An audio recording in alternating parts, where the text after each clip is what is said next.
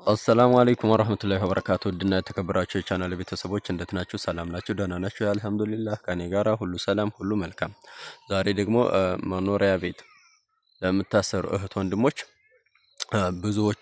ብዙዎችን ሰርተው እንዳልሰሩ ኪሳራ ላይ ሲጥል የሚስተዋለውን ስራ ላሳያችሁ ብቅ ብያለሁ ማለት ነው።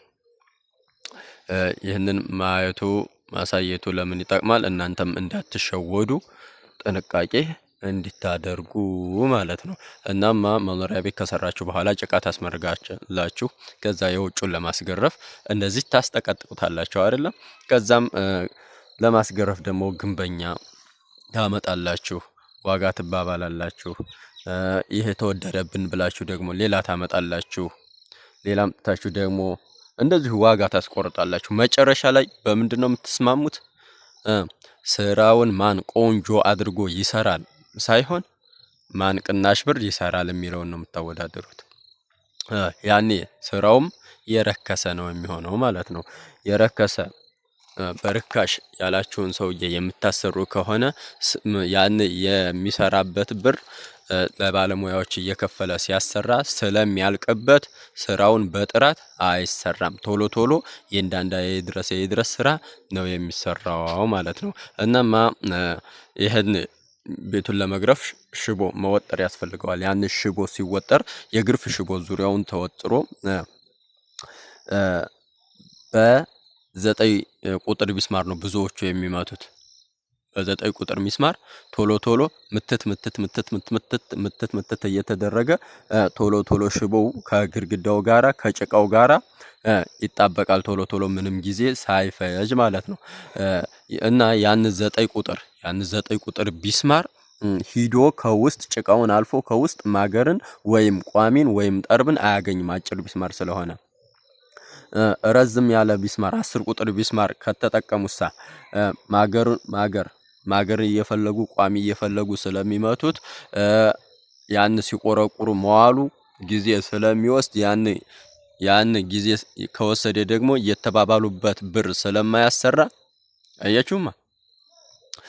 የተባባሉበት ብር ረከስ ያለ ስለሆነ በደህነኛው ቢስማር በረዝቡ ቢስማር እንዳይመታ ስለሚያደርግ ያኔ ስራው አደጋ ላይ ይወርቃል ማለት ነው።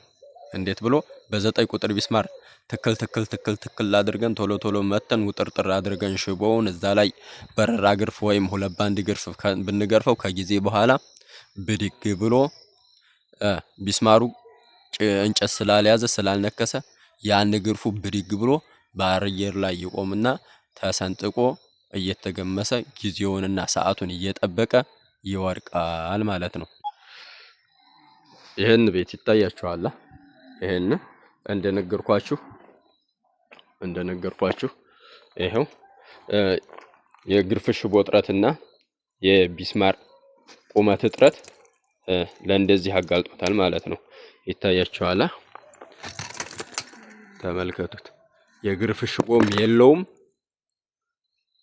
ቢስማርም የለውም ማለት ነው። አሁን ይሄንን እየመታሁት ወደዛ ስጓዝ መሃል ላይ ላገኝ ይችላልው። ሽቦም ሆነ ሽቦ ይኸው እዚህ ጋር አለ። ሽቦ ይኸው እስከ ጠርዝ ድረስ ስላልወጠሩት ነው ማለት ነው። እስከ ጠርዝ ድረስ ስላልወጠሩት ከዛ ደግሞ እንደነገርኳችሁ በትላልቅ ቢስማር ማገሩን ብሎም ውስጥ ያለውን ፍልጡን ቋሚውን እንዳገኝ ተደርጎ ስላልተመታ ነው። ይህ የሆነበት ምክንያት ምንድነው? ቅናሽ ዋጋ ፈልጋችሁ ያን በቅናሽ የሚሰራውን ሰውዬ መምረጣችሁ ነው። ይታያችኋል። ያን ሰውዬ የሙያ ችግር ባይኖርበትም ይታያችኋል። ይሄው ምን የለውም፣ የግርፍ ሽቦም የለውም፣ ቢስማርም የለውም።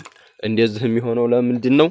ያን የተባባሉበት ብር አናሳ ስለሆነ ትንሽዬ ስለሆነ ቶሎ ሰርተው ነው የሚሄዱት።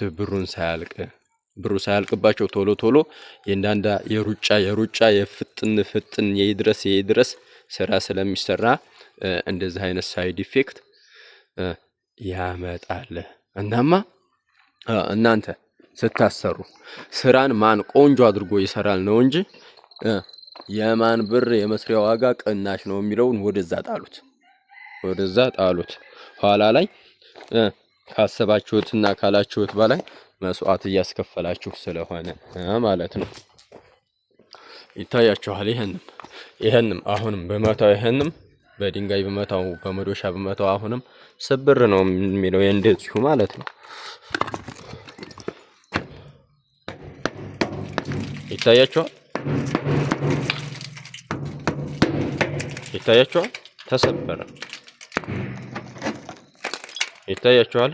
ሽቦም የለውም ቢስማርም የለውም ማለት ነው። ስለዚህ እናንተ ስራን ስታሰሩ ማን የሚባለው ባለሙያ ቆንጆ አድርጎ ይሰራል? ማን የሚባለው ሰውዬ ቆንጆ አድርጎ ስራን ይሰራል የሚለው ነገር መስፈርታችሁ አድርጉት እንጂ ማን ነው በቅናሽ የሚሰራው በአስተያየት ዋጋ የሚሰራው ማን ነው የሚለውን ወደ ኋላ አድርጋችሁ ስራን በጥራት የሚሰራው ማን ነው የማንነት ሰርቷል የሚለውን መስፈርት አድርጋችሁ ያዙት ነው የምላችሁ።